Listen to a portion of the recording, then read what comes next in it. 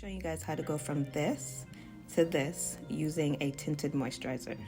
Summer is just around the corner and we all just want a lightweight makeup routine that will have us looking flawless this summer. So if you're interested, just continue to watch. I'm going in with my favorite tinted moisturizer of all time. I love the quality of this product and the fact that it has skin-loving ingredients. It's also budget friendly. I like to use a damp sponge to apply my tinted moisturizers, but your fingers are just as good. I like to apply the product to the back of my hands and then work in sections on my face. You want to use dabbing motions to apply it if you're using a sponge rather than swiping. This will allow the product to blend seamlessly into the skin.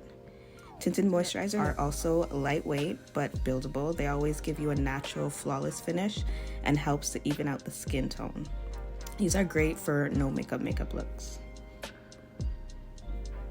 Now I have a little spot on my jawline. This is just about the level of coverage you should expect when using a tinted moisturizer. It covers, but it doesn't conceal. You will still see a bit of that spot peeping through from under the tinted moisturizer.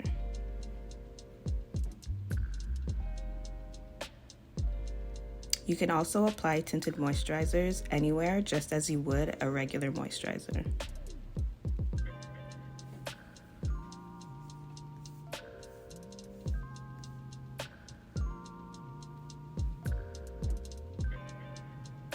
Alright, so this is how my skin is looking now. Everything is even and one skin tone and still looking like skin.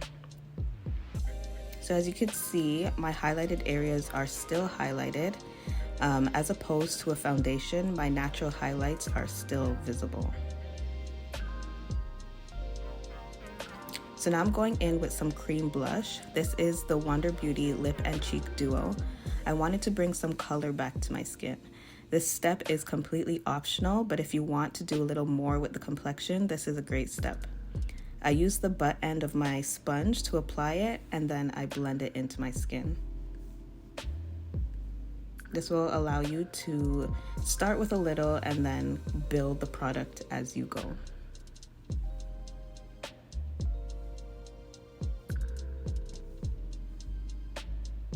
Alright, so now I'm going in with a bit of concealer.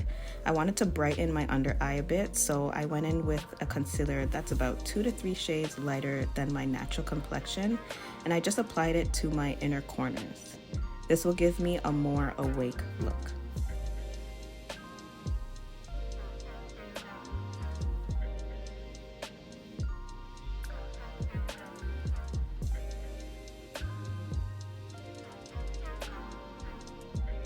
Alright, so this is how we're looking so far.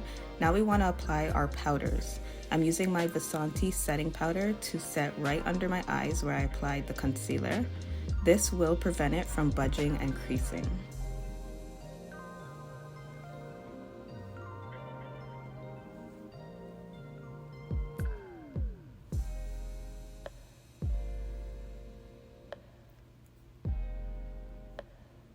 Now for your all-over powder, you want to opt for a lightweight powder. I'm using the Rimmel Stay Matte powder and a big fluffy brush to apply it with. So this will instantly mattify my complexion, any pores that I have, and also blur it. It will also give the look of a flawless complexion. The aim is to always use lightweight products for a more natural, lightweight feel. Now from this point on, anything you do is your choice. I wanted to work with my natural lashes today, so I used the Loreal Telescopic Lift Mascara to enhance my struggle lashes. You guys know I have no lashes.